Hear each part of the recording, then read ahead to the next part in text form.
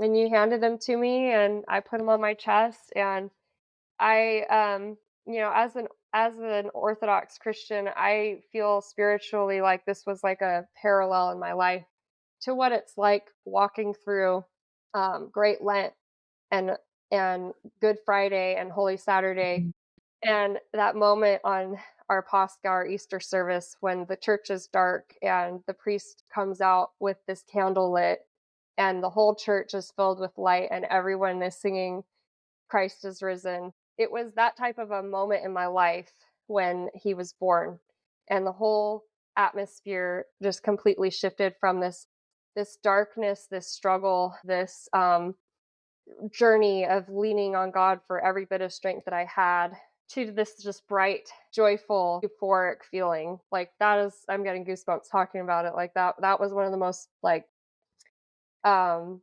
contrasting experiences of my life, I guess. Just the shift that we all felt. So much relief, so much joy that he was finally here.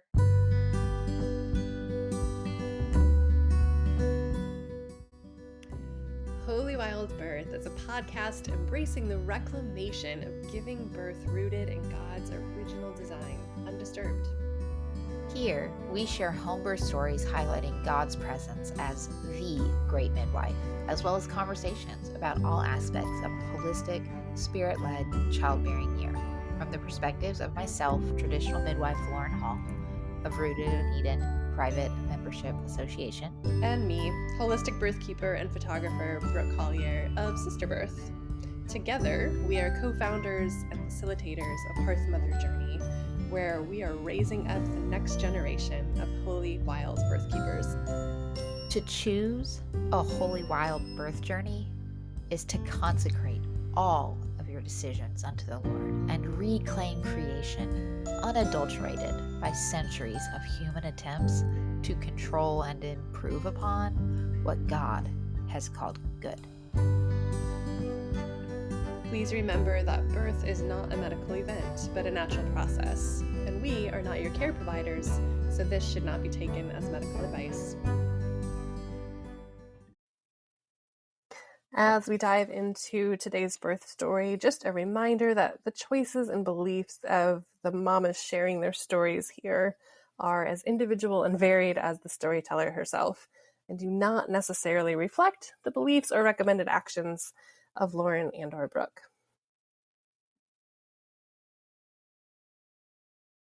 Welcome to Holy Wild Birth. We have a wonderful birth story, and one that is especially close to my heart because I got to serve this mama. Leah is here, and she's going to share a little background on her VBAC story. Again, it's one that I got to walk with her through, and it was such an honor. Truly a beautiful birth. Despite some obstacles, there were just lots of things to work through, but it was beautiful from beginning to end, pregnancy and birth. And so I'm just excited, and I hope that it's an encouragement for other VBAC moms out there to see the faith and the perseverance that Leah showed throughout her journey. So welcome. Thanks for sharing your story here.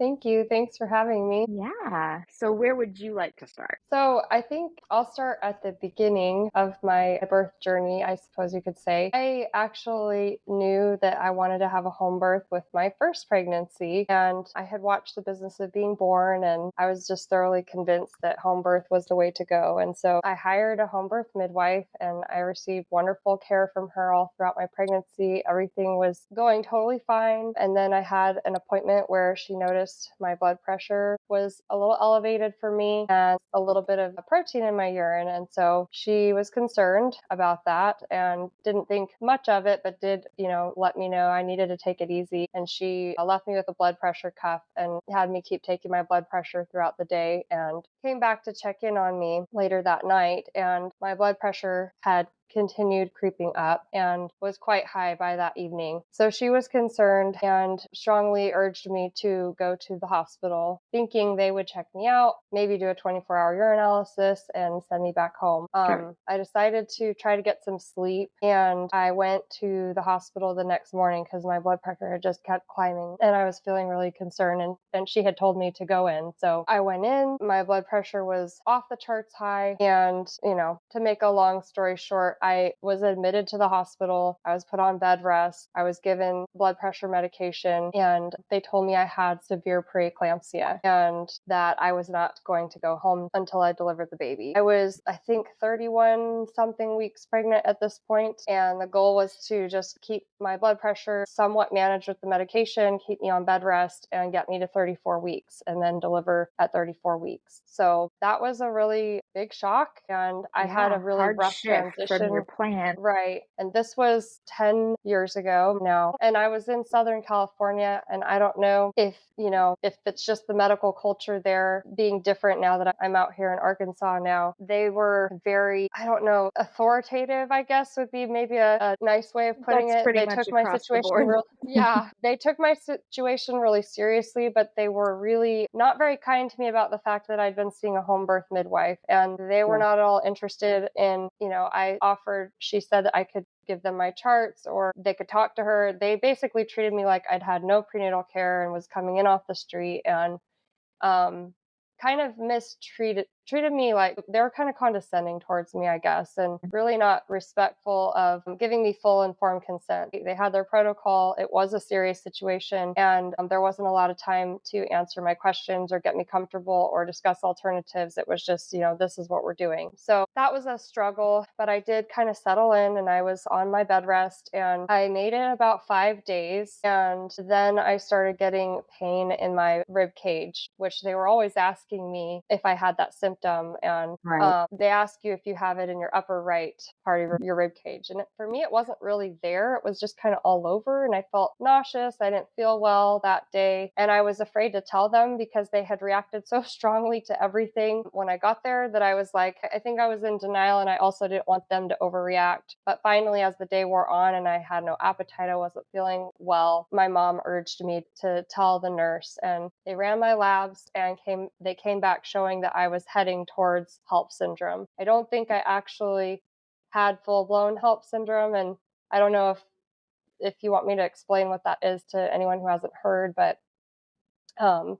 it's basically three main symptoms. Your red blood cells deteriorate, your liver enzymes go up, and your platelets drop. And I was showing all those things on my labs. And Gotcha. thankfully, I think they caught it early enough. I went in for an emergency C-section. I was 32 and a half weeks pregnant at this point. And thank God they had given me the steroid shot. My baby came out breathing and vigorous. And my C-section was really straightforward. And thankfully, my health did not, HELLP can be really, really dangerous, especially because for you sure. don't really know what's going on. Like I knew because I was in the hospital with preeclampsia, but some women don't even have preeclampsia first. And so Right. it was just a really serious situation. And if the baby's not delivered, it can get really bad really fast. So Yeah. that was how that birth went. And of course, he went to the NICU because he was so premature. And he really didn't have any complications other than he was just little and couldn't nurse. And so he was on a feeding tube. And, we had some twists and turns in our NICU stay. And unfortunately, he ended up being in there for a full 6 weeks. There were just a few setbacks and hurdles that we encountered. And I think, honestly, me being a little more alternatively minded and really wanting to establish good breastfeeding worked against us getting home a little bit because we delayed introducing a bottle. I wanted to avoid their fortifier, which caused him to struggle to gain weight, and we eventually had to do that. I could talk a long time about that experience, but long story short, he was in there for a really long time. I've heard of babies at that gestation going home after a couple weeks. That just wasn't our experience, and it was really traumatic and challenging. One of the hardest times in my life having my baby in the NICU. Especially NICU journeys are having not hoped, easy. right. Yeah. No matter, I tell if I meet a NICU mom, like even one day is a really long time to have your baby in the NICU. Yeah. And you don't really know how long they're going to be there. So Right. Yeah, that was a really hard experience, especially that day that I was discharged from the hospital and I had to leave and leave my baby behind, knowing that he'd be there probably for weeks. That was one of the hardest days of my life. And when he got to come home, that was one of the best days of my life. So, Yeah. thank God we persevered through that and he came home breastfeeding well. We had some struggles over the months, but I nursed him well into his toddlerhood. We came through a lot stronger on the other side of that, and he's a very healthy, strong 10-year-old little boy now. But that was a really, Praise God. really difficult experience, I think, for anyone, but especially having expected that I was going to have a home birth. It was a real shock to Yeah. go through that. And I know you were doing like brewer diet and had nutrition was high on your priority list and all those things. Yeah, So from knowing that part of your story and feeling like you felt like you had been doing all the right things to avoid right. that, but you were still dealt a really hard hand Yes. in that shift. Yeah, and I struggled a lot with blaming myself and feeling like, oh, well, maybe when I was nauseous in the first trimester, I didn't eat well enough, or, I had a lot of theories. And, that experience, it changed me a lot.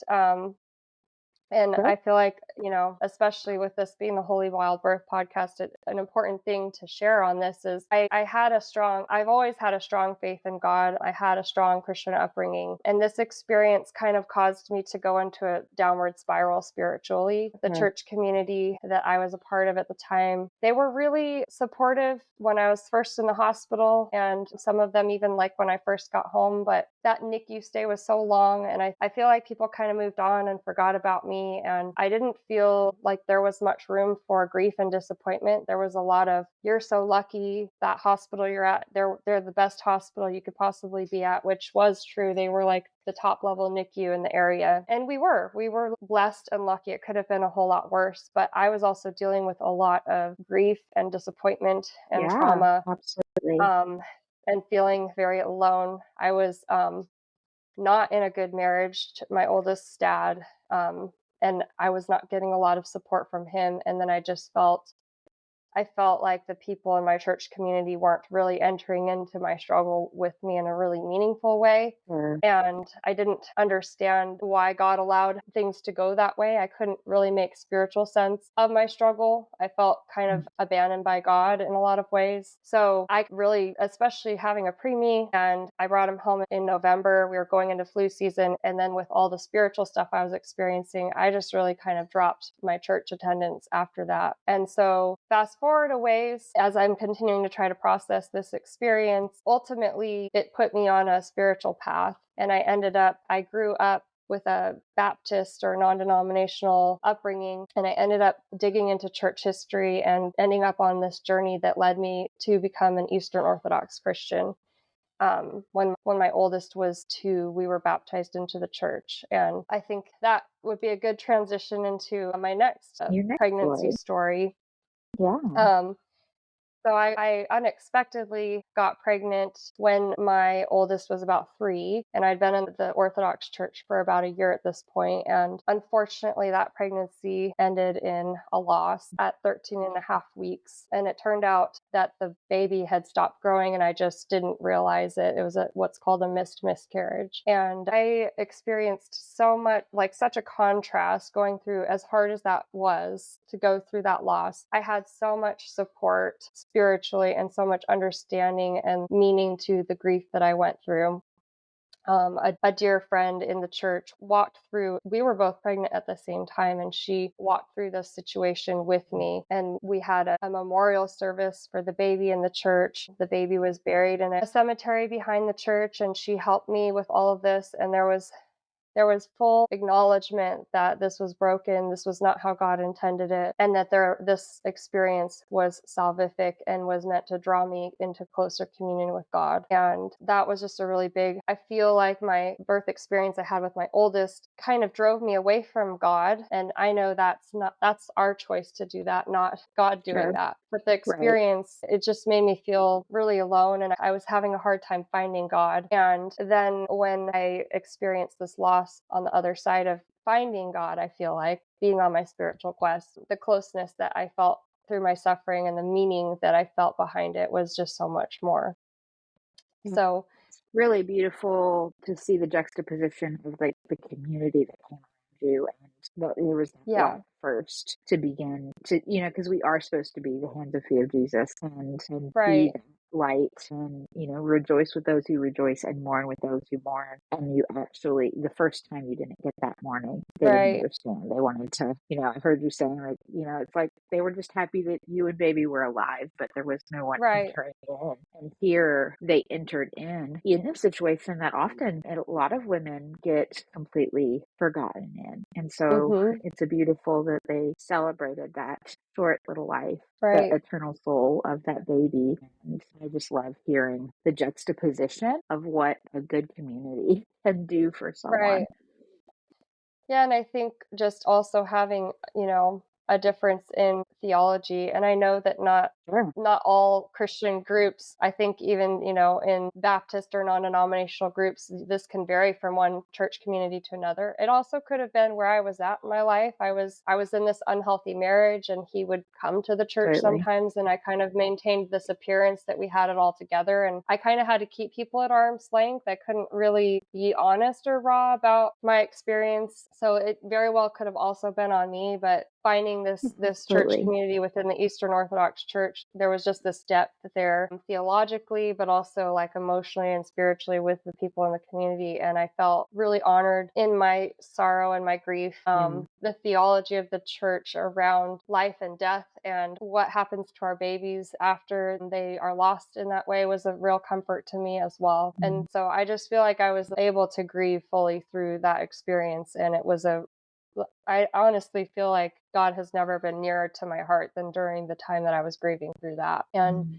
So good. I needed that because this experience resulted in things in that marriage coming to a head. And I ended up, just a couple months after losing the baby, my son and I ended up leaving our household and starting over. And that was a really hard experience. I Yeah. left basically with the shirt on my back, and I felt like God was stripping everything from me. I had my Mm. son and my faith, but that was it. I lost my marriage. I lost this baby that I thought I was going to have. I lost most of my personal possessions. And so I had to start over Right. and on that spiritual strength and that community support during that time. And I thought that was it for me. I thought, I settled into life as a single mom and just figured that, that was the end of my story as far as having children went, which was disappointing to me. Not, I Yeah. mean, for a lot of reasons, one of which was, I actually had been seeing a home birth midwife with that baby I lost. And she was wonderful and walked me through the miscarriage. But, there was always this part of me that hoped that I could have a healing birth experience. And in a way, my miscarriage was a healing experience. I was able to miscarry at home. And that was a really challenging situation and not exactly what I Yeah. expected. But in a way, it was healing to have that experience in my own home. I've heard of other moms who,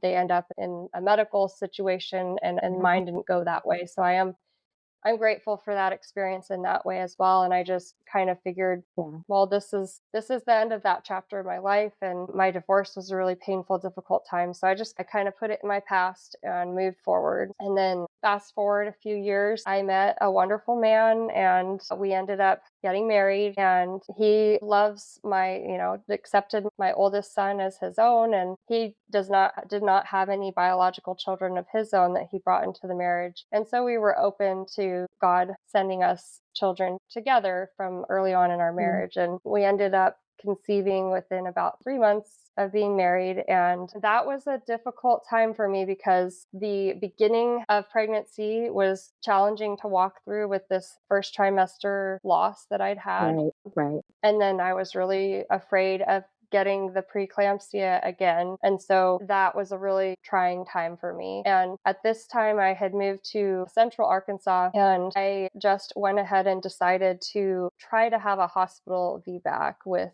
this pregnancy. The laws in Arkansas are such that you cannot just go, look up in the I guess no one uses phone books anymore, but the licensed midwives in Central Arkansas are not permitted to care for VBAC moms or deliver VBAC Right. moms. So, and being in the middle of the state, it's not like you can cross state lines real easily. And there was a hospital in the Little Rock area that had a really great reputation for being very VBAC friendly. And I had a friend that had some really good experiences there with natural birth. And so it just made a lot of sense for me at the time where I was at in life to go ahead and see a regular OB. And especially with my history with the preeclampsia and everything, it just made me feel that was the choice that I felt was the best for me at the time.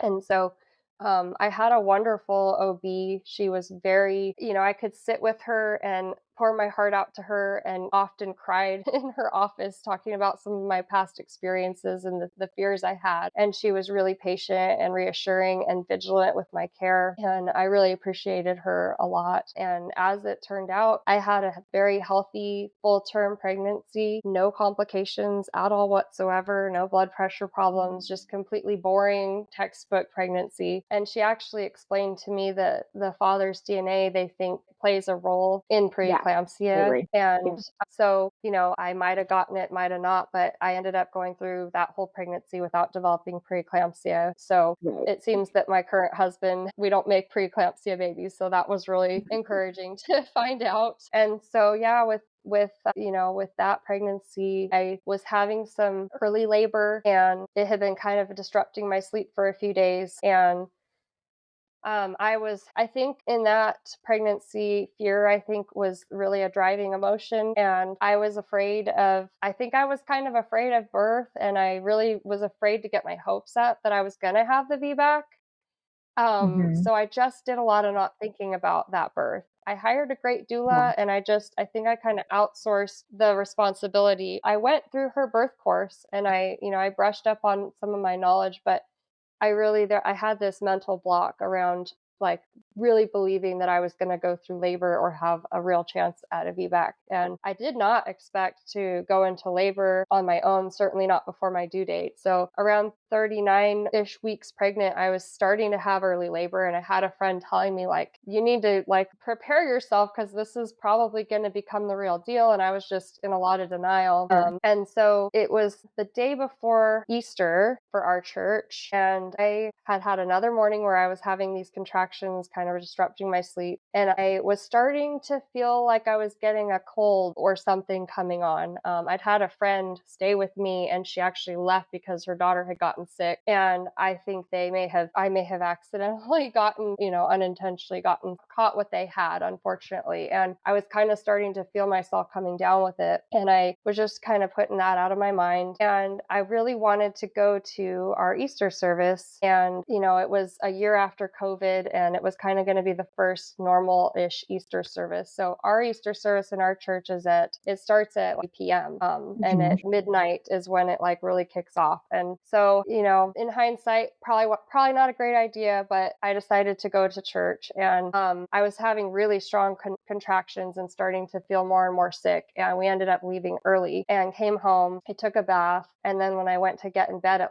by 4 in the morning at this point, my water broke, and I was exhausted and sick. And I tried to lay in bed for a while, and I was texting with my doula. Long story short, because I could go on, all of these stories could be really long, so I'll try not to take too much detail. But I stayed home, and I was trying to rest. My labor really did not get going, and I kept checking in with my doula, and she kept telling me, it's your decision. If you want to stay home, you can. If you want to go in, you can. If you were to call the hospital, they would tell you if your waters are open that you need to come in. And I just, again, fear being kind of the driving emotion with this pregnancy, I did not feel comfortable being kind of in no man's land with my waters open and knowing that my care provider would want me to come in. I didn't feel comfortable, like, hunkering down at home. And Right.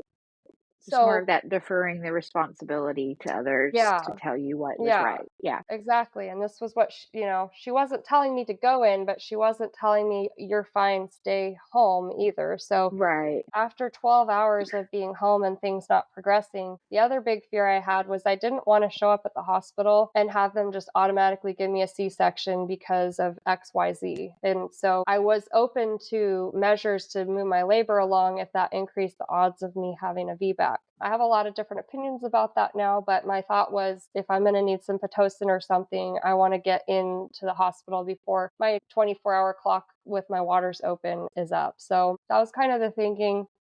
We decided to go in and they did get Pitocin going. And I labored for several hours with the Pitocin. And that was a really impactful experience for me. I had never, it was a Pitocin labor. It was an induction basically, but I had never Mhm. gotten to experience that before. And it was really like wonderful to me to have that experience of laboring with my husband and with our doula there. And we had brought candles and we had brought some icons of Christ and some saints that were dear to us. And the lights were dim and it was just a really beautiful time for me. I remember fondly those hours that I had the opportunity to labor. But I was sick and I was tired.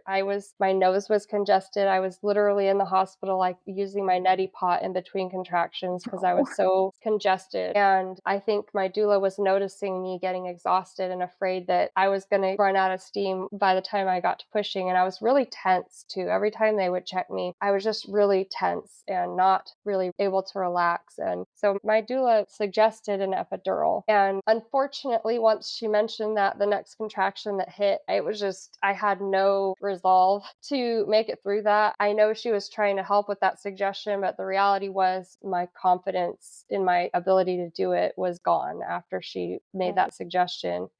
Um, and so the I mean, contractions that came after that. it makes sense when you're saying this whole time there's a lot of fear being as a driver and there's a lot of deferring of that responsibility. Mhm. So if someone is telling you to do something else or suggesting, you're so vulnerable in that Right, birth space and you're already have set up this pattern of I'm going to do what this other person suggests, even right. if they're not Yeah. trying to take that responsibility. It just becomes, it's why we talk so much about that personal responsibility being a big deal. Mhm. It can shift, and this is such a great Yes. example of that. Yeah, I think fully my husband and I, we were just looking to her the whole birth. And she was a great doula. She had me doing a lot of, things to try to move my labor along. And I think she knew that I was running out of time and the hospital was Sure. probably going to push a C-section on me soon too with that suggestion. So I don't fault her for that. I think she was doing the best she could to give me the highest chance of a successful VBAC given that environment. And Right. so I ended up getting the epidural, and wow, did I feel amazing after that epidural started to set in. Unfortunately, they started kind of noticing this before I got the epidural, and I didn't think much of it, but my baby's heart rate was starting to not tolerate contractions real well. And once I got the epidural, he really started to not do well. His heart rate was really Yeah. tanking during those contractions. It was scary to hear how low it was getting. And I was coming up on 24 hours since my water broke. We were coming up on shift change, and the OB was not liking what he was seeing. And of course, my OB, who was so supportive, was not the OB I ended up having. It was this on-call OB. Mm. And he just really strongly urged me to get a C-section because he didn't like what he was seeing with the heart rate. And so we ended up going in for another C-section. And, at the time I had this feeling and everyone was telling me, like, you were so strong, you were so brave, you did the best you could. Thank God you were in the hospital because, that's how he needed to be born. That was kind of I don't even know that I had much time to process the birth before that narrative was what was fed to me by everyone, Sure. by all of the staff, by my OB, but even maybe by my doula and by friends that I had and whatnot. And no one wanted to make me feel bad about that birth, of course. Like, you don't want to Right. tell a woman who's just gone through that, oh, this could have been avoided. People were Right. just trying to say whatever they had to say to make me feel better. And it was, disappointing to have that C-section, but the hospital they tried to give me skin to skin in the OR. I was super out of it. So I think I was it was after they wheeled me off, that they finally got baby on my chest, but we were never separated. He did have a few challenges with blood sugar, but he never went to the NICU. We had a few challenges with nursing, but we did get breastfeeding established. And so, by and large, it was a healing experience because I got to have a healthy full-term pregnancy. I got to experience some labor. My baby was with me the entire time, but there was also some new trauma because Sure. I had gotten that far and still ended up with another C-section, and I was really confused and felt so powerless. Like, how do you go through all of that, and then it's just like the luck of the draw whether you're going to get a C-section or not. And so I struggled a lot with that. And so I guess that kind of segues into my my next birth experience. I can kind of shift to that. Over the months, I did a lot of processing my second son's birth, and I spoke to several midwives. I spoke to the midwife who'd cared for me with my first pregnancy and the midwife who cared for me with my second pregnancy that ended in loss. And I ended up realizing, they were honest in a loving way with me, but I ended up realizing, and it's probably obvious to anyone who knows anything about natural birth, that my C-section could have probably been avoided and was likely caused by the hospital interventions. And I did not need to go into the hospital just because my waters were open. I could have stayed home and rested and given my body more time for labor to get going. And I think I made the decisions I did at the time, and I've just had time now to process through and realize that there was just a kind of a fundamental flaw in the way I was approaching that pregnancy and birth altogether. And I think, like you said several times, it was just that responsibility thing. I tried deferring to others, and that was the birth experience I got. And I decided, if and when I got pregnant again, that I was going to take full responsibility this time. Yeah. And not in a naive way, like perhaps maybe with my first, and this is, natural to do with your first baby, but you just kind of go into it expecting, if I do this and this and this, everything's going to go the way it's supposed to. I knew better than that. I knew that, at the end of the day, God's the one in control. We can do everything we can to try to stack the deck in our favor, but birth is unpredictable and uncontrollable. And so it was kind of this like, yes, bad things can happen. Yes, I don't have any control really over what happens, but I do have the choice to take full responsibility, and that's what I'm going to do differently this time. So I became aware. Yeah. So in the course of all of this and talking with some local midwives, I became aware that there is this way to have a home birth in Arkansas. And You just have a home birth. right? Like, that's the thing I think a lot of moms may not realize. Like, maybe a licensed midwife is limited in how she can serve a woman, but it's not illegal to have a baby at home, no matter what the laws are in your state. As far as I know, there's no state where like a mom can be arrested for having a home birth. Yeah, it's regulations on licensed providers, not right, exactly. laws against Yeah, birth specifically. And so it's right. what a regulated provider is submitting to. Exactly. And I didn't even know that option was an option. And if I had, I don't think I was in a place in my journey, my birth journey, where I would have considered that with my second son. But by the time, I'd had the hospital birth experience I had with him, I was ready to think more outside of the box. And so Sure. Lauren has an excellent reputation among the licensed midwives in Arkansas, and her contact information was given to me by one of the midwives that I had spoken to. And so I reached out to you, and months before I got pregnant, and Lauren and I just started having these like monthly calls, and I processed through all my experiences with her, and we talked about nutrition and what I could be doing like physically to prepare for another pregnancy, but also emotionally, spiritually. We talked a lot about taking responsibility in birth and just every possible angle of that. We just talked about everything. Yeah, And you coached really me put up through. to the table that time, and just were like, Yeah. I'm going to do the work even before I'm pregnant,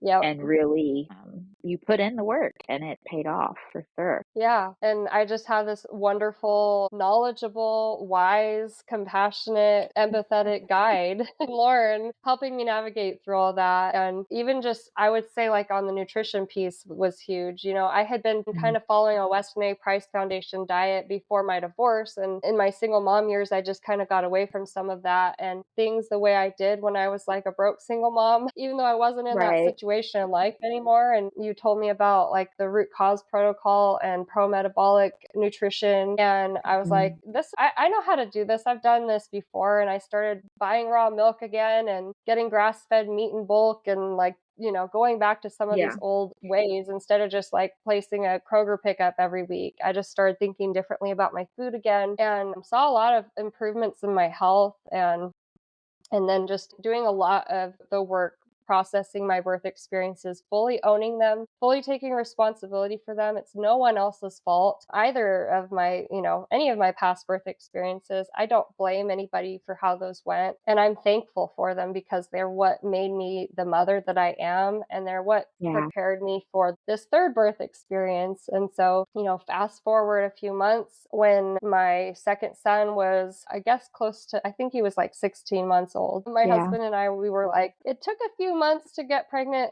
And that's the funny thing. Why I mentioned we got pregnant when we had been married for 3 months was our second son was born on our 1-year wedding anniversary. So our wedding anniversary is not a wedding anniversary. It is our son's birthday. And It's your son's birthday. it's pretty special. But anyway, we decided, you know, let's be open to what God has for us. Well, I got pregnant right away. And I credit it honestly to some of the nutrition advice I had implemented that you gave me, Lauren. I think it improved my fertility and certainly my overall health. So I'm really thankful for that. And so, you know, I had a 16-month-old and found myself pregnant with our second child together, my third baby, on this side of Earth. And so I texted Lauren like as soon as I saw that positive test and you know, we both prayed about it, but I felt strongly that I wanted her to be my midwife. And you, after thinking on it, you know, we made that plan to go forward with that. So I'm just so thankful. And so I would say this pregnancy, I would say peace was the word that I was trying at least to make the pregnancy. I had this tendency to go towards fear, but I was really facing those fears head on and then embracing God's peace and truth in them and I would say saying them out courageous loud. would be a good word for your pregnancy. Okay, that's a good word. Yeah, Peace was because not there the was default so feeling. much, you wanted peace and you fought for it by being courageous and you know, head on every fear that came up because you had a lot that came up for you, but you never backed down from them. You just I watched you take them on head on each one. And it was really beautiful to see that. Thank you. And thank you for all of your support through it. God used you in a mighty way in my life through that. So, you know, you would think that after having had a healthy full-term pregnancy, I would have been able to go through this pregnancy and just be totally fine. But no, I struggled through the first trimester and honestly, I felt really good. I always have nausea, but there were times during the first trimester with this pregnancy where my nausea was so mild. I had like convinced myself that, oh, I lost the baby. Having been through that miscarriage, you're always like, once you go through that, you're always wondering like, did the baby's heartbeat stop? And am I not going to know for 2, 3, 4 weeks? And so, you know, one of the things I wrestled a lot with through that pregnancy was just every intervention, every test, every typical standard thing. I wanted to go through it with intentionality. I didn't want to just tick the boxes and get all these labs and these ultrasounds. And, you know, I just wanted to kind of make informed choices and let my intuition and the Holy Spirit inform what things I did and didn't choose to do. So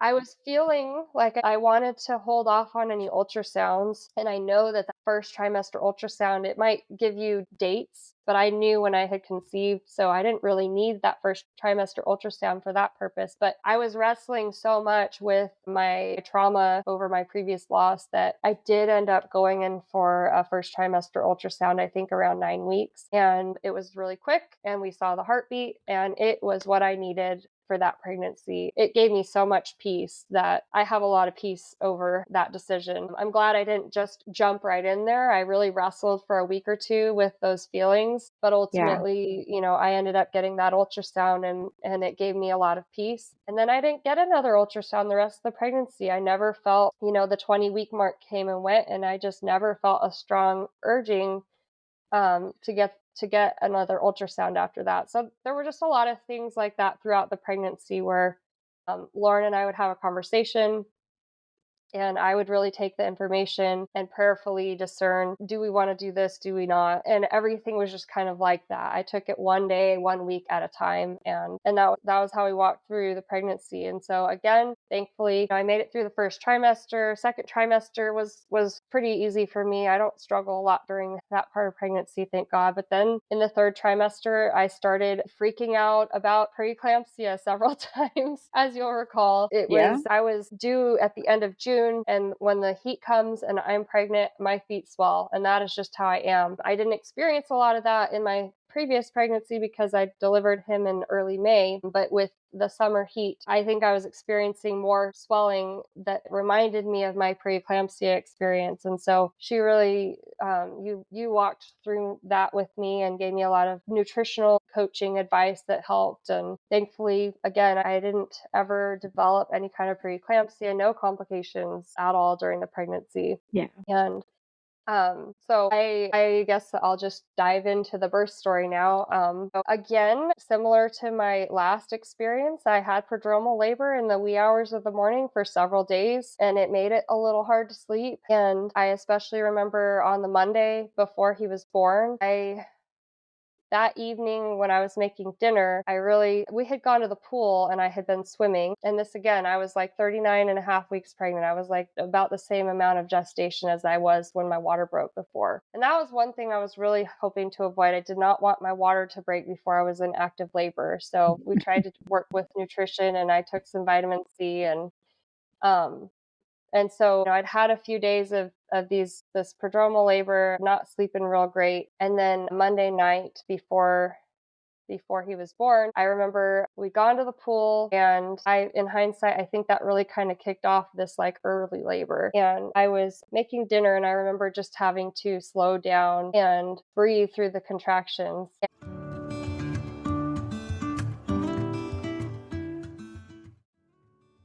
Are you a Jesus-loving woman who feels called to serve birthing mothers, but feels overwhelmed by the secular New Age ideologies in the birth world? You sense the holy tug to be a birth keeper, doula, or traditional midwife, but it feels impossible to find training that honors both your faith and autonomous birth. Allow us to introduce you to Hearth Mother Journey.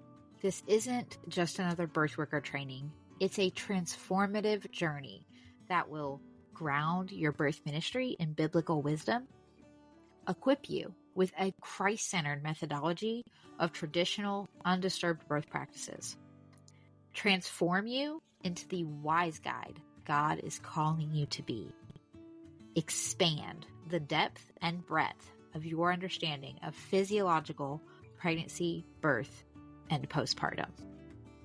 Join the rising of the modern hearth mother, centered on God's holy hearth, serving as his handmaiden, carrying the sacred fire of wisdom and truth. We're on a mission to raise up the next generation of holy wild birth keepers. Will you be one of them? Click the link in the show notes to take the next step into your calling.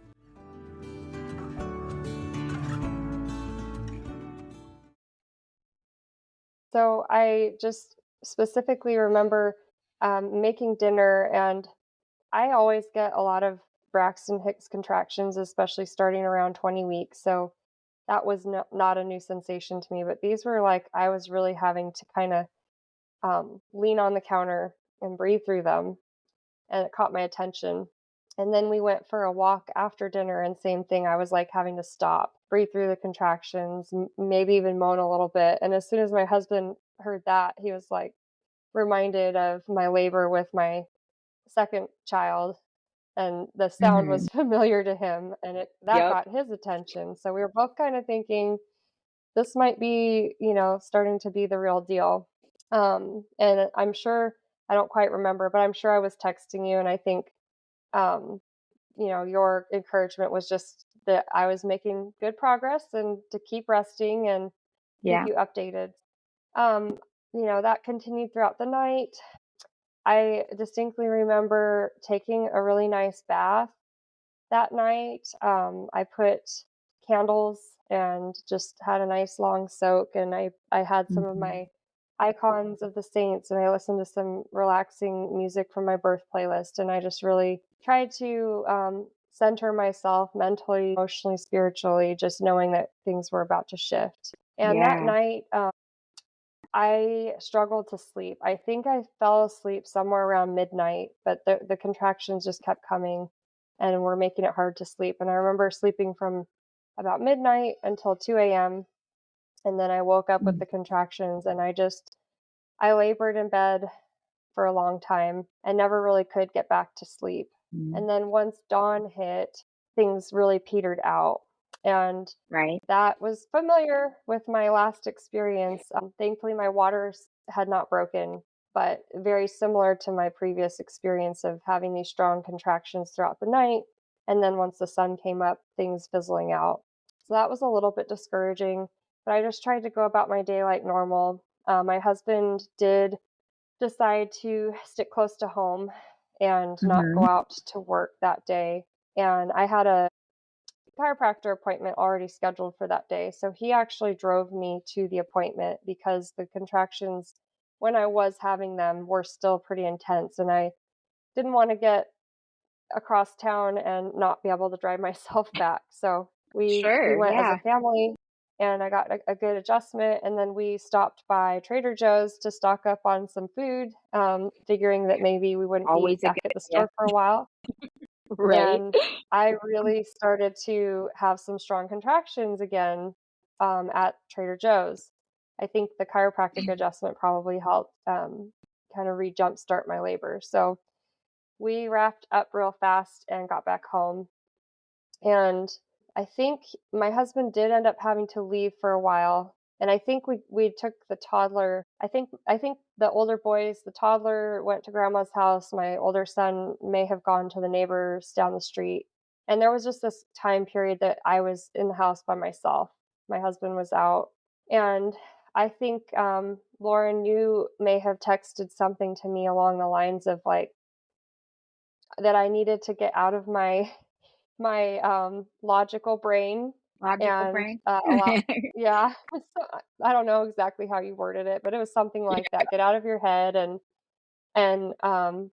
really embrace, that you are in labor and get your head in the game, kind of a pep talk. And I Right. hadn't really allowed myself to do that yet. I was still kind of telling myself this wasn't the real thing. Yeah. And Just so analyzing all the things and yeah, being yeah. overly analytical for sure, and trying to analyze each contraction and how long it was and how close together, and is this labor, is this not, that sort of thing. And you Yeah. really encouraged me to just stop and really, connect more with what was happening and be in the present moment. So Right. when the Just house was following the feel quiet, of your body. and I kind of had that realization from you, that was kind of a turning point in the labor, I think. I started to get a little emotional and I Mhm. cried for a little while. I think as I think back, I was extremely grateful that I had this opportunity again to go through birth and labor. I was Mhm. scared, a little bit scared from my previous experiences, but also just so thankful that here I was in the early stages of labor. I was home, I was safe. I had someone caring for me. I didn't have to try to discern, do I go to the hospital? Do I not go to the hospital? I could just settle in and get into Right. that mental and physical space of labor and not have my brain so busy. And so I had a bit of Right. an emotional release, and I Good. decided to backtracking a little bit too. I can't quite remember when this happened, but I know at one point I think the kids were out of the house, maybe Paul came back, Mhm. and after I had this emotional breakthrough, I think we went for a little walk, and again things were really intensifying on that walk. And we had done that with my previous labor as well. So it was kind of nice to revisit that experience, walking around the Yeah. neighborhood, just the two of us while I was laboring. And then I think he may have left again, maybe to go get the toddler and get him ready for bed. I can't quite remember. And I had this moment where we had set our basement up as where I was going to labor. And I Right. decided to go down there because I think while I was in the upstairs part of the house, I had this kind of mental block of like, this isn't where I'm planning to have the baby. It's time now to admit that I'm in labor and go down to this space. I Mm-hmm. remember being by myself and I went on the back patio and I put some upbeat music on in my headphones. And every time those contractions hit, I leaned into them and Mm-hmm. really tried to welcome those feelings. I was doing some different movement type things. I had done the Body Ready method course, so I was trying some of the things that I had learned there just to encourage the baby to move down and get engaged. And things really took off after that point. Um, and I continued to labor into evening. And right around here is when I would say I transitioned from early labor to really active labor. So I think I Mm-hmm. had about 24 hours of this kind of early labor pattern. Right. But that evening, things really intensified. And I ended up coming inside because it was Arkansas in June and there were a lot of mosquitoes and they were starting to attack me. So and it was hot. So I came inside and my oldest son had wanted to try to be there for the birth. So he was back home. The toddler had been gotten down for bed. And it was, me, my husband, and my 10-year-old in the basement. Again, just things were really intensifying. I was definitely in active labor. And I was texting with you, and I think you were starting to feel like I need to head that way Need because to you head were an that hour and direction. a half drive away. Mm-hmm. And somewhere along the line, as you were on your way, I had a really intense contraction, and I felt my water pop. Mm-hmm. And sure enough, got to the bathroom, and there was amniotic fluid coming out. And I think you were already on your way at that point. So I things had were planned on really going happening. to the coffee shop or That's something just right. to be Yeah, closer. And right. I told And you that. I was like, I'm just going to get closer. Don't worry about me. I've got lots of work and books and stuff I can do with. And then, like, on the way, you were like, well, my water broke. yeah, my water just broke. And Everything up. they felt like they were moving fast. Mm-hmm. And I was even starting to feel these kind of intuitively leaning into these positions that maybe made us think baby had moved down significantly. Yeah. I was starting to feel nauseous. We were starting Yeah. to I wonder if remember going, maybe I oh, maybe was I'm not going to make it. right. We were wondering if, like, maybe it seemed almost like I was heading towards transition. And we filled up the birth pool, and you arrived somewhere around that time, and I had gotten in the birth pool and was laboring for a while. And then this gets to be the part. There's a big part of this birth that is a blur for me, but my memory is that it got late, and I was in the pool, and I was feeling kind of shaky and nauseous, Mm-hmm. but things stalled is what I remember happening. And I just really call it a stall as much as it okay, slowed down. Like once I got there, things yeah, were not, they just weren't as intense. I wouldn't have called, I don't think you yeah, ever quote unquote stalled, which I don't love that word anyways, but like yeah, it's just it just shifted, the pattern shifted a little bit to yeah. slowing down where you had been in That's this kind of intensity. that's exactly how I would describe it. It didn't stall in the sense that I kept having regular contractions. You were still doing the work. Right, right. Things were still happening, but we had watched this huge intensity and maybe they kind of Hmm. leveled off and I kind of settled into this pattern that didn't feel at the time like I was making much progress. I'm sure I was. But then I started to get really tired because I had Yeah. barely slept the night before and I had had Mhm. disturbed sleep in the days prior and it was getting late.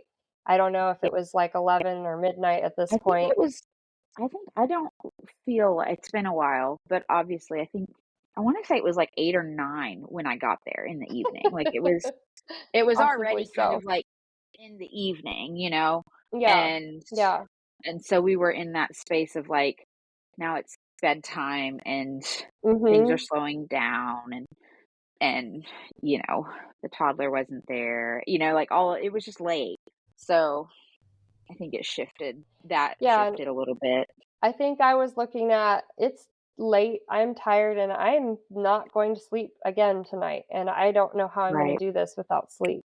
And I Mhm. think that's kind of the headspace that I got into was like, "Oh no," like, I was hoping this would go really fast and maybe I'd have a baby and be able to get some sleep tonight. I don't think I ever verbalized that, but that I think might have been the thought that I had gotten into with Mhm. things going as rapidly as they had, and then things really slowed down, and I really got tired. Yeah. And, I know I labored in the pool for a while through that once you arrived, but at some point, I think you saw me getting discouraged and tired. Normally, and we had talked about this, that I wanted to minimize, exams, but you offered to check me and get that Mhm. information because your thought was if you're dilated a lot and we don't have long to go, that might encourage you and give you kind of more of a renewed strength to continue. And if we have some work to do, then you said you had some herbs and some things we could try that would slow things down enough for me to get some sleep. Yeah. So Yeah, that sounded good to me. it was for me from thy end, just to Mhm. clarify for our listeners, because it was like there was a lot that made me think, oh, this is totally transition and it's just the melatonin hit and she's going to start pushing. And so I didn't want to give you something to like knock you out and then hinder Right. your pushing if baby was like Yeah. right there. So it was Yeah. less about even dilation as much as like, okay, is this like the melatonin shift and she's getting a little bit of sleep and she's going to wake up with some adrenaline and push the baby out? Or Mhm. did it really slow down and we were just kind of, these other things looked like transition, but really weren't. And it's, you just have some work to do and we can go ahead and help you get some good sleep. And so I just didn't want to Yeah. like mess up your flow Right. with herbs if you were about to push a That baby out. makes sense. I'm actually glad you shared that with me because I don't think I heard that your full rationale behind it. I know But, I it explained seemed it to like you both, but you were definitely laboring. So, yeah, yeah, it definitely, felt like the thing I needed at the time, just because I don't think I could have continued that way for very long. I was getting incredibly exhausted. So, anyway, you did the exam, and as I recall, you didn't tell me how far I was, give which I numbers. was thankful for. You told me that I still had some cervix that I needed to work on, and um, you told me later that I had dilated to a 5, but that you could stretch me to a 7, which I found really interesting because in my previous labor, I had made it to a 5, and that's when I got the And epidural, that's and I when made you, it to a yeah, 7, yeah. and that's when Which they was a called huge a reason I C-section. didn't tell you. I don't normally give numbers anyways because they're so like, what does that really mean? But Mhm. especially when that was like, "Oh, that's where her cervix is," knowing your history, I was like, "There's no way those numbers even if I normally shared these numbers would not be coming out of my mouth Mhm. because I Right, didn't wanna add another block for you to right. be like, 'Oh, this is where Yeah, I quote unquote stalled last time, so maybe I can't get past right. this.'" I was just like, Yep. "I think I said, you just have some work to do, and so that means we can give you the Mhm. herbal supports." And so you're like, Right. "Okay, so let's do that and get Yep. some sleep." And that's what we did. I don't remember what you gave me. You might remember. Was it some kind of poppy seed? It was probably California poppy. Yeah. Yeah. So you gave me some kind of tincture, tucked me into Mhm, bed with some pillows, trying to encourage the baby to move down as I labored in bed. And I mhm. slept. I Yeah, woke 'cause I baby was still pretty remember, I think, high. yeah, and I think I was definitely still getting intense contractions, but it did space out. It was more like every 10 minutes maybe, Mhm. and that was hard because for me, it's more comfortable to be up moving around through a contraction than to be stuck in bed, but Yeah. I was positioned in a way that felt pretty comfortable and productive, and I would wake up and breathe through those contractions, and then I would doze right back to sleep. Mhm. So again, I don't know what time that was, and I don't Yeah. know how long. It felt like a I long time. We all kinda feel like, napped. yeah, like I slept on that other bed in that room and just kind of, I kept hearing you laboring still, going, okay, but the herbs slowed it down enough and got you enough rested. But it was, I think it was like three, Yeah. 4 hours. Like it was a solid Yeah. amount of sleep that we kind of, Yeah. it was like, it carried us to like the wee hours or dawn, somewhere in there. Cause I think it Yeah. was like midnight or one that we did that. So it was like Mhm.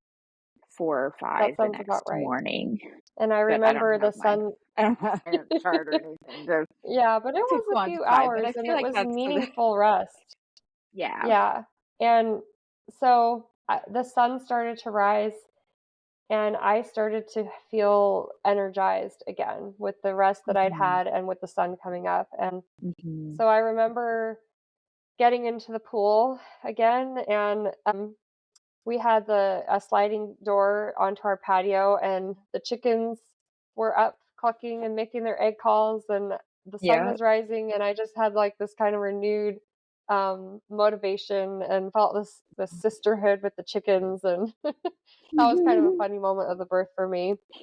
And I just really started to move a lot through the contractions in the pool, Yeah. and just I felt very refreshed after that. And at this point, the night before, I was wearing a cute nightgown and a sports bra, and thought I'd be very modest through my labor. And it was dark. By this point, I all that came off, and I Mhm. just didn't care anymore. I was tired of getting in and out of the pool and being wet and uncomfortable, and so I was not wearing anything, and it was light, and I think you noticed that I had a curve. Maybe you can explain that better, what you saw. Yeah, so at the back end, of your anal cleft, it was basically that anal cleft was crooked a little bit, it was curved off to the side, and so I knew that there was, without getting into, like, a lot of anatomy, I knew that there was some tightness and some ligaments there, and so I actually reached out to, the chiropractor and got some things there. We did a sacral tuberous ligament release. I started doing that, but then yeah, I don't want to take over your story. That was what I saw, was this tightness of that ligament. And Yeah. Yeah, so you observed that, and then the other thing that I know started happening at this point was I started to have some really intense pain in the front left of my pelvis during Mhm. contractions. And these contractions, it just felt dysfunctional, the pattern that I got into. They were so intense. I could barely, for me, when a contraction comes, it's like a wave, and breathing is the way that you kind of dive through that. And I just could not, my breath could not get myself on top of these contractions. I was counting to 10 and taking a deep breath and dividing these contractions into like 4 counts of 10, but I was Uh-huh. like I felt like I was drowning under them, even with all the breathing that I was trying to do and everything.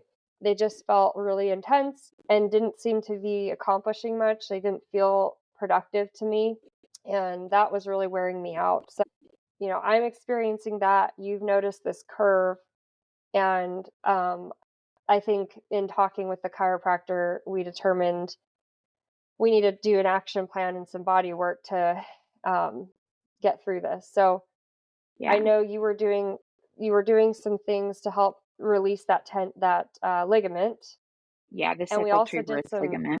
inversion. Mhm. And we did some inversions because you theorized that maybe the baby had a hand that was hitting my pelvis and making Mhm. those contractions so painful. And Right. so Yeah, I we want had to a say few I things. remember your sacrum being tilted, and so Mhm. it felt like there was a hand down there, so we had, like, this compound presentation because of the way your sacrum Mhm. was sitting. So we were trying to Mhm. kinda release those ligaments and allow for baby to kind of reposition Right. too. So we were We trying did this the circuit of different things, the and shake the apple and tree then too. yeah, I don't even remember everything. I remember being in a lot of pain and starting to, my renewed strength I woke up with that morning. I was starting to get discouraged and tired again. Sure. And we were trying all these different things. And as it turned out, the chiropractor actually ended up coming to the birth, which amazed Mm-hmm. me. She was awesome and so helpful. She's And an awesome one. I'm trying to remember, we had this moment. I don't know if it was before she arrived or after, but during a contraction, you were doing something to help that ligament release. Mm-hmm. And you had noticed I had the purple line. Yeah. And I was still It was sitting around 5 centimeters, which you did not tell me how far I Yeah, had I had done, never but told you go that, ahead. which we didn't do another check to know that, but there was not a lot of difference to know it was like, and if you look at the purple line, it kind of was sitting at where 5 to 7 Yeah, would be.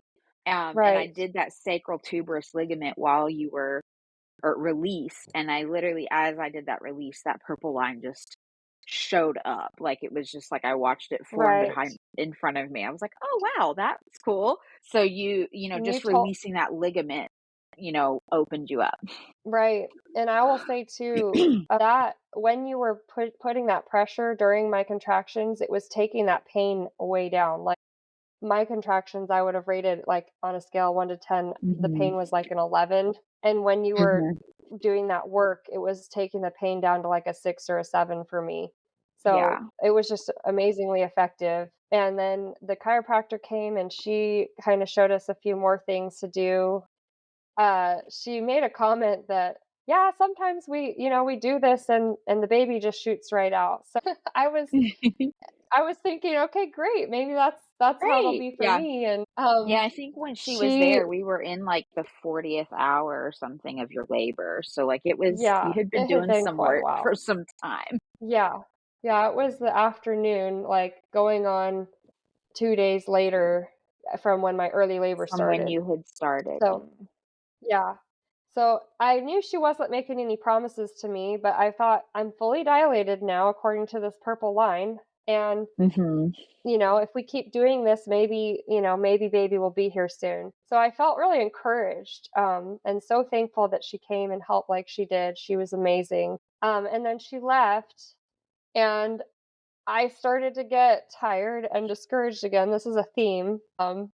With my labor, looking back on it, I had these moments of victory and huge progress. And then I had Mhm. these moments where I got tired, discouraged, thought I couldn't do it, and kind of gave up. Mhm. And those were the times when things slowed a lot. Yeah. And I had It another was like moment like watching that a after she, mind battle, like, you would get yeah, yourself discouraged, and then your labor would respond to that, right, and then we'd, right. get you back into encouragement, and then your labor would respond, and but baby was just still so high, so even though Mhm.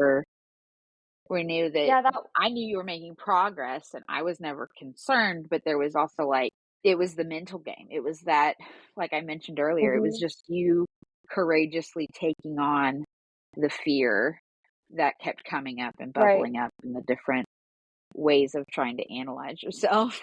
Right. Yeah, and getting too analytical. I think that was another Mhm. thing after she left. I was like trying to wrap my brain around, okay, so we did this and I'm dilated and where's baby now and getting way too caught up in the intellectual aspects of it and Mhm. not focusing enough on just being present with my labor. So Right. I started to get exhausted again. You were really encouraged. And I remember you saying, we just have to wash, rinse, repeat. Just keep doing this routine. And I don't remember what it was. I think it was like inversions and this I other don't think thing to we had release to the do tendon and it was just that that ligament.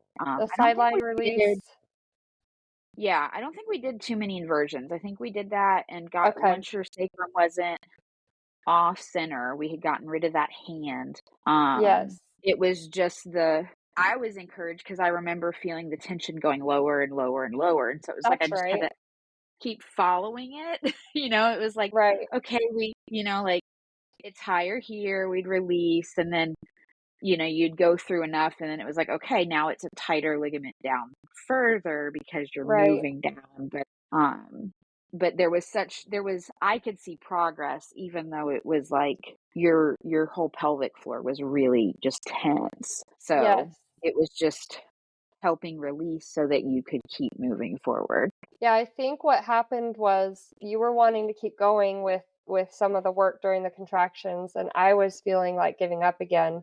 And I remember you took a moment to explain to my husband and me, here's what we're doing, here's what the problem is. I'm sure it had to do with that tendon and that tightness in my pelvis. And you were really optimistic that if we kept doing that work through a few more rounds of contractions, baby could move down and I would be able to push. I think I Yeah. was frustrated because here I was supposed to be 10 centimeters. I don't feel like I can push. Right. What's the point of continuing on? Once I could understand that, okay, this work we're doing is to get me to that point of pushing. I'm not just going to be stuck here for, possibly hours and hours, but there's some work here that we can do to progress this along. Once I understood that, I drew my strength together again, and we kept doing that. And I do remember I kept telling you to go lower and lower and lower with Yeah. that work you were doing on my sacrum area during contractions. And at one point, you were like all the way down to like my sits bones, and I kept telling you to Mm-hmm. go lower, and you're like, I don't think I can go any lower. I think you might just need to push the baby out now. um, I think that's the and baby you're feeling. yeah, yeah. And sure enough, like after that, that is when I started to feel the urge to push. Yeah. Um, and We this got was way down to your around, coccyx is where we were. right. And I was like, yeah, I there's I'll be in your anus if we go lower. Like right, right. Don't want to do that. So you know, I don't know what time she was there. I feel like it was early afternoon and we were getting towards evening, but I finally started to feel the urge to push after we did that work, and I kind of, got my mind in the game again. And then the next hurdle that we had, I was pushing through contractions and we could feel his head. It was a caput, I think is what you said it was. It was like this bubbly part of his head, Mhm. and we could feel it. So he was there. I was having the fetal ejection reflex and I was pushing, but nothing seemed to be happening. And I remembered throughout labor, you kept telling me to be sure to pee, that a full bladder could impede baby moving down. And I was not able to eat solid food during labor, but I was able to drink. I just kept throwing up, but I was able to drink broth, raw milk, adrenal cocktails, water. And so I was Right. drinking a lot of fluids, and you saw me going pee a lot, but I don't think I had peed enough while we were going through all that work. And I tend to just kind of be a thirsty person. I drink a lot and I pee a lot. So Yeah. um, I told you I needed to pee and I didn't feel like I could pee. And we tried, and sure enough, I could not pee. And you even tried putting peppermint oil in the toilet because apparently Mhm. that can stimulate peeing. Nothing was Yeah. working. And so this was another huge discouragement point for me in the birth. Mhm. I was panicking because I knew my bladder was really full. I was not making progress with pushing and I couldn't pee. And I remember you mentioned that you had a catheter and we could try Mhm. that, but I think it felt like an extreme intervention and it's not something you've had to do very often. So I was hesitant to say, yeah, let's go ahead with that. So I kept laboring, and I think you were, and I'll let you share on this, but I think you were kind of praying about it and continuing to observe and discern whether or not that was something we needed to try to do. That was definitely something I feel like for me, even reviewing it and doing peer review on it, I was like going, I really wish I had done, suggested it earlier.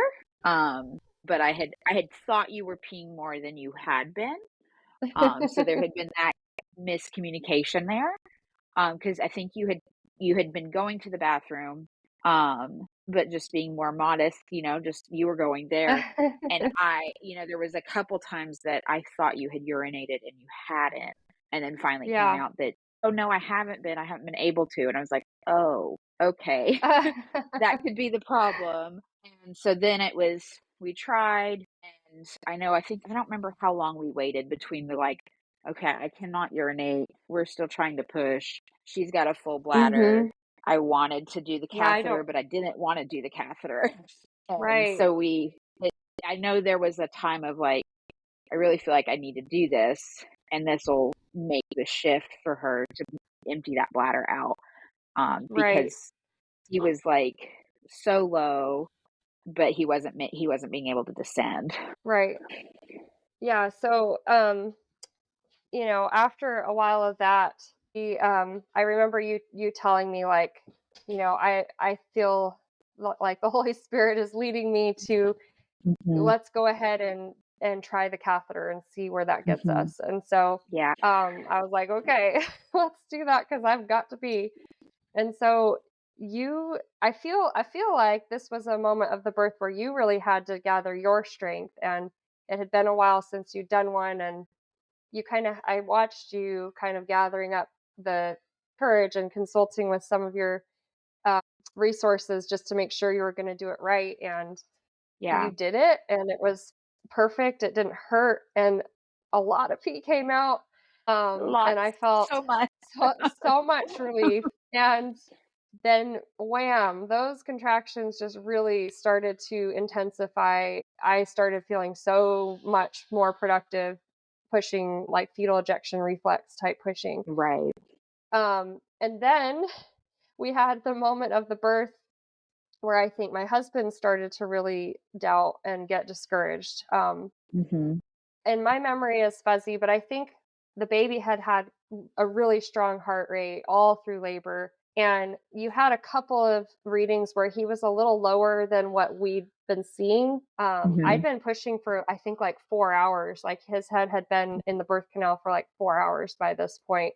And he seemed like he might be starting to get a little bit stressed by that. There were a couple of contractions that his heart rate was a little lower than you were liking to see. Not I think emergency I think level. it was there was never I was never concerned for his heart tones, but I do remember um Okay.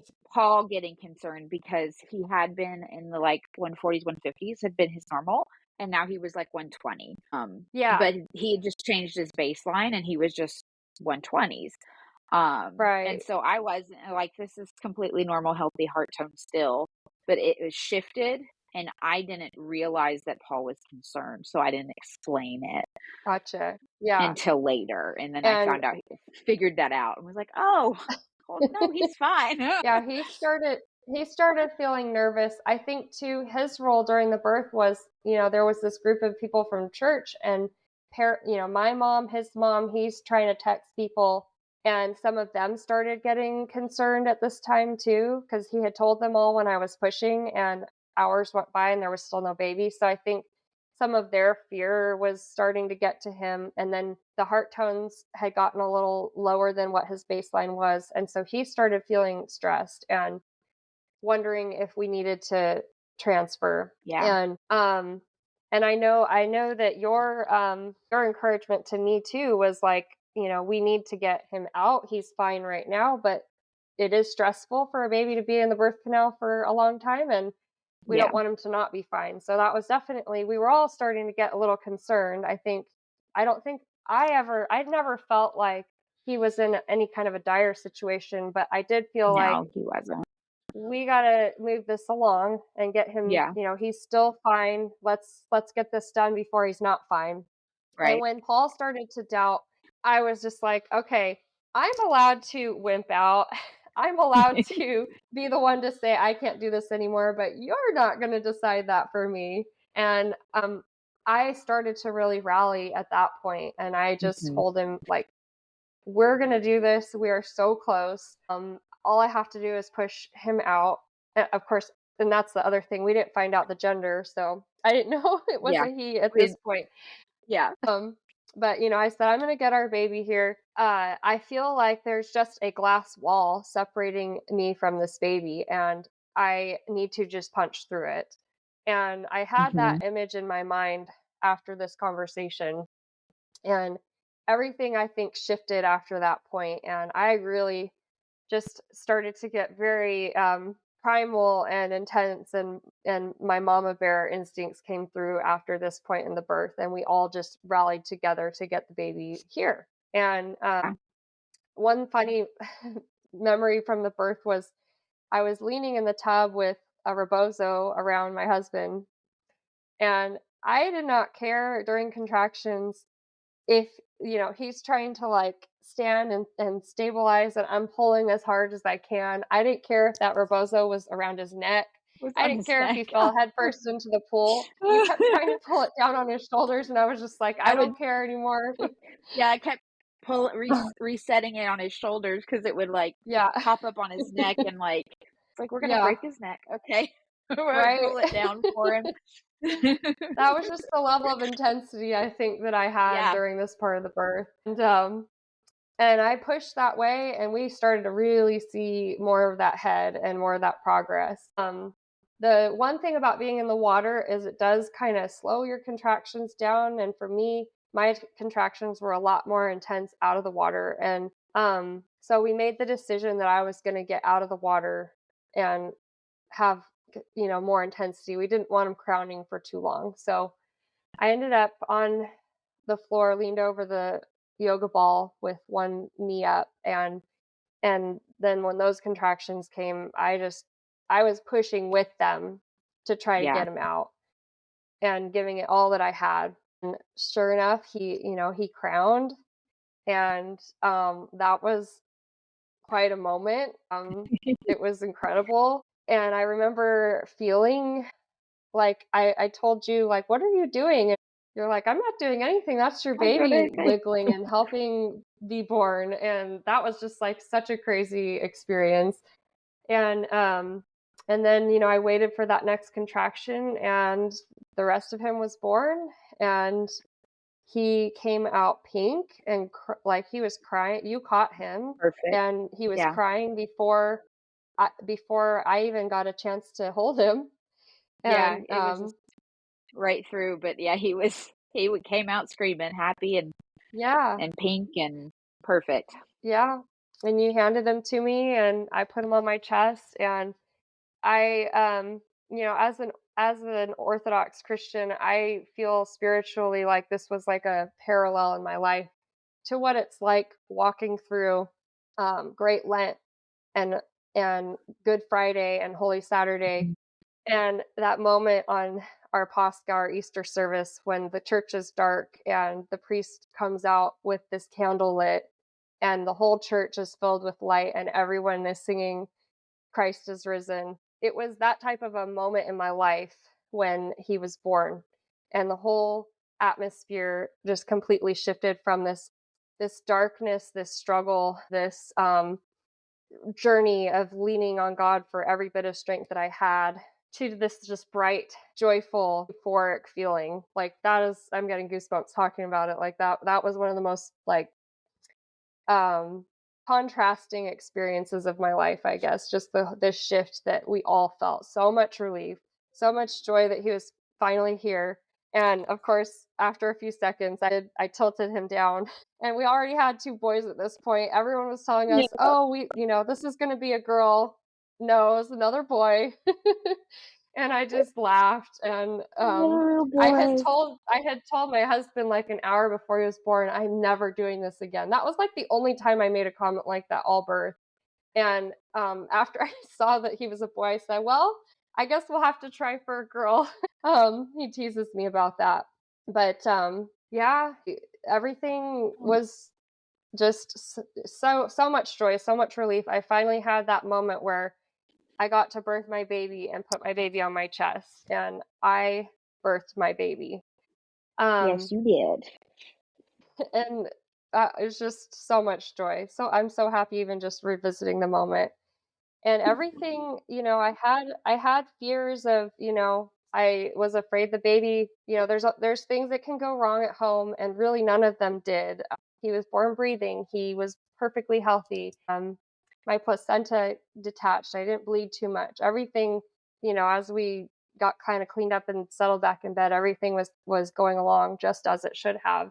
But then after a while, you checked me for a tear, which was probably one of my biggest fears. Being a C-section mom, I hadn't had to navigate through that, and unfortunately, I did have a significant tear, and I think, Yeah. Lauren, you said he came out that hand, we think maybe moved down towards his chin because his It arm and was shoulder at were born. Yeah, that I'm trying to remember because it wasn't up by I remember going to see that's where it was compound earlier, but we had gotten it moved down, but it came up to where I wanna say it was a fist and shoulder at the same time. Yeah, So, like, that's what his my head came out without a compound right, presentation, but his hand was, like, at his shoulder neck area. So, right.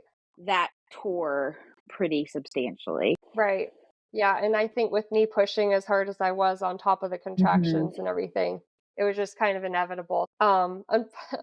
Unfortunately, I had this home birth experience, but we did have to get cleaned up and go to the hospital for stitches. Yeah, And for me, that honestly is actually like another bright healing spot of my story because I ended up going back to that hospital where my second was born, where I had thought all those hours in that difficult labor I was going to give up and end up there. And right. I went and I got my stitches. They were wonderful that no one criticized me or, I didn't exactly volunteer it, but kind of through questioning about my history, they did find out that I was a VBAC mom.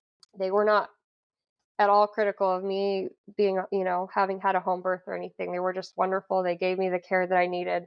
The baby was tired from the labor and took a long Mhm. nap in the van with my husband, so he never even had to come inside.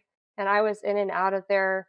I think from the time we left home to when we got back was 2 hours. Yeah. Um, Thankfully, I've recovered really well, and so that was one of my biggest fears, but it even really didn't end up being the worst thing. I think it was actually kind of a another like healing experience that I had given my past traumatic experiences with hospitals. So yeah, I I love that think the Lord just redeemed so many things in the yeah, process.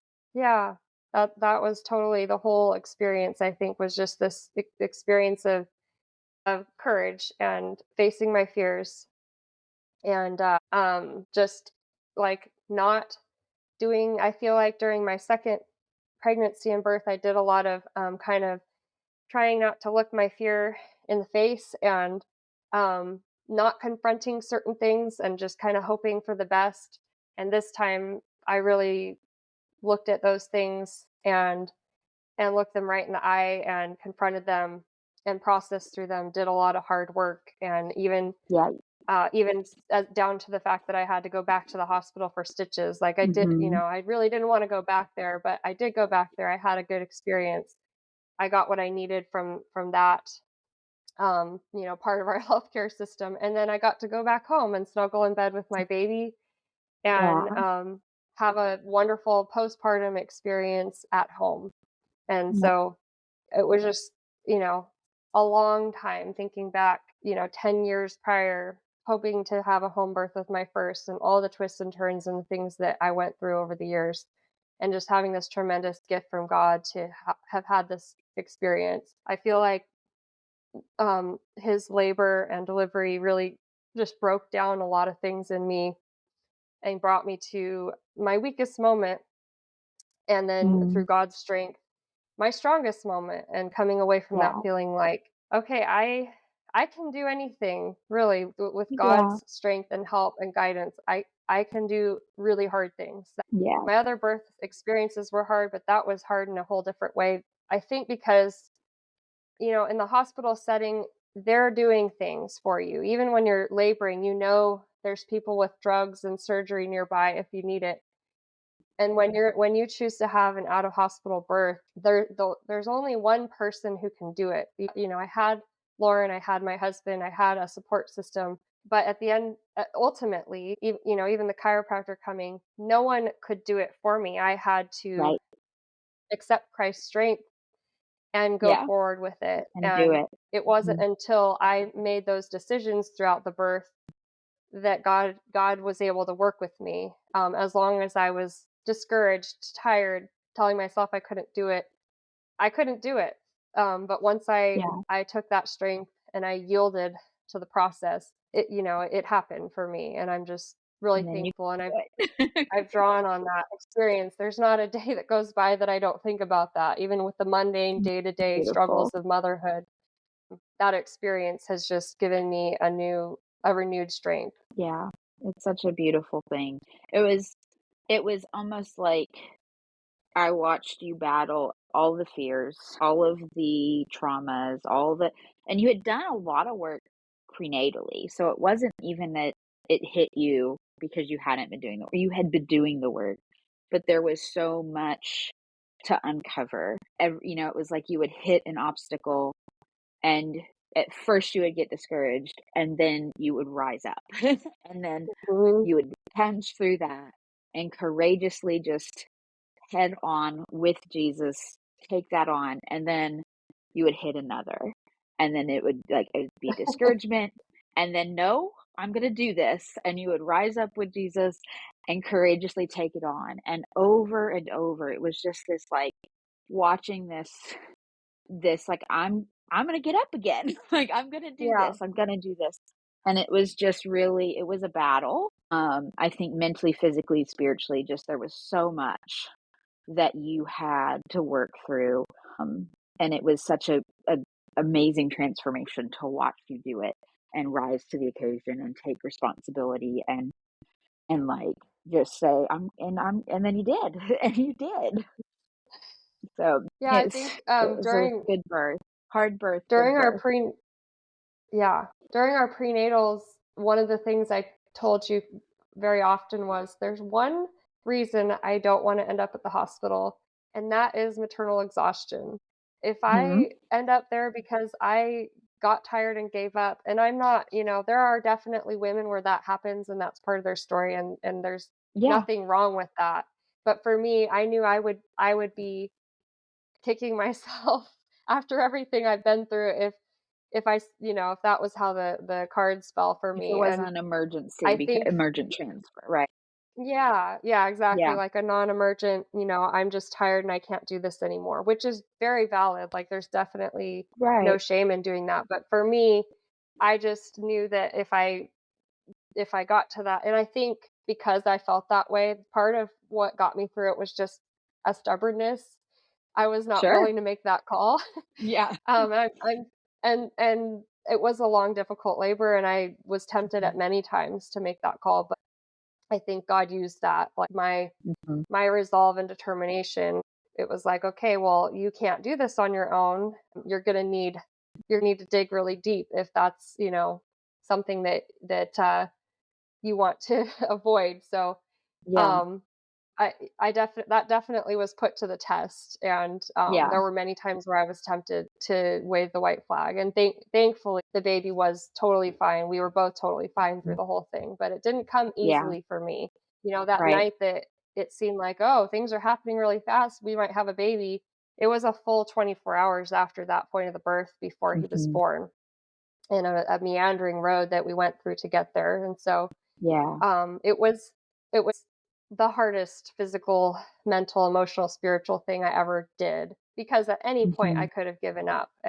It's one thing when other things in life happen to you, but when you're in a situation that it's all up to you, like at any time you could hit that easy button, you could call for help, you could be at the hospital and have the drugs or the surgery or whatever. And there are certainly times when that's warranted, but for me, I had to really consciously decide, like, I'm choosing this difficult path. This is a very difficult path, and I'm going to choose to walk this path. I know I don't have to do this, but this is what I've decided I want to do, and I'm going to lean on God's strength to get through it. And he carried me through it, and that's just it has changed so much about how I approach life. And Yeah. I'm just eternally grateful for all of my experiences and God and His mercy allowing me to have this experience.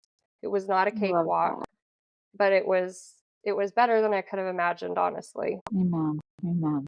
So, with that, one, thank you for sharing your beautiful stories. And two, what would you just want to leave with the listeners? Especially, I know VBAC moms are a special heart, for you, with that being a huge part of your story. But like, what would you want just words of wisdom or encouragement to our listeners? I think that one thing I would hope anyone listening to my story would take away is that you have options, you have choices. Choosing a repeat cesarean is a totally valid choice. Choosing a hospital VBAC is a totally valid choice. But also, you can choose to have a home birth, even if, with my history, I'm not necessarily a great candidate for a home VBAC by many standards, by many state regulations. I've had 2 prior cesareans. I had a very high risk complication in my first pregnancy. I am not your textbook prime candidate for a home birth. But for me, I felt like this was the safest choice for me and my baby, and the safest way for me to have another baby, and the safest way, if I have more children, to safeguard my health and the health of any of my future children. And I think having a really good, skilled care provider who you trust, who is on the same page with, the risks and benefits to you for home birth was really key for me. Having someone who really believed in me. I think that was a big part of the birth and labor, Lauren, was just your confidence in me. You never wavered in your support and encouragement and confidence that I could do it. It was very just, of course you can birth your baby. Like, that was your attitude the whole time. And the times when I didn't believe in myself, you never stopped believing in me. And so I share all that just because, I think when you go through a cesarean, it's easy to feel like your body's broken, like you can't do it. Like, that's just not, you're not in that home birth club or whatever you want to call it. But maybe you can. I would encourage you, if my story relates, talk to the midwives in your area, talk to the birth workers in your area, see what other options there might be, and find that care provider that really clicks and fits, and prayerfully discern what path you have, and then be prepared for some really hard work, because not only just a normal, birth and labor is a really big mountain to climb, but then when you've had these experiences that tell you your body's broken, you need surgery to deliver your baby, in my case, I struggle to even believe I can have a healthy full-term pregnancy. Overcoming all of that takes a lot of hard work. And so it's not, for me, it wasn't something that was easily handed to me. It was something I had to really, with God's strength, fight for. And so it's not an easy path, but the fulfillment and confidence and just how much better it is for mom and baby to have a natural birth, like, it was totally worth fighting for me. I love that. Well, again, I say that you are a courageous mama, and it was an honor to watch you transform and bring that baby out of your body and into your arms. And it was just an honor to walk with you. So thank you for sharing your story and your testimony and your life with us and with me. Well, thank you, Lauren, so much. You're a very special person and near and dear to my whole family. You are very near and dear to me as well.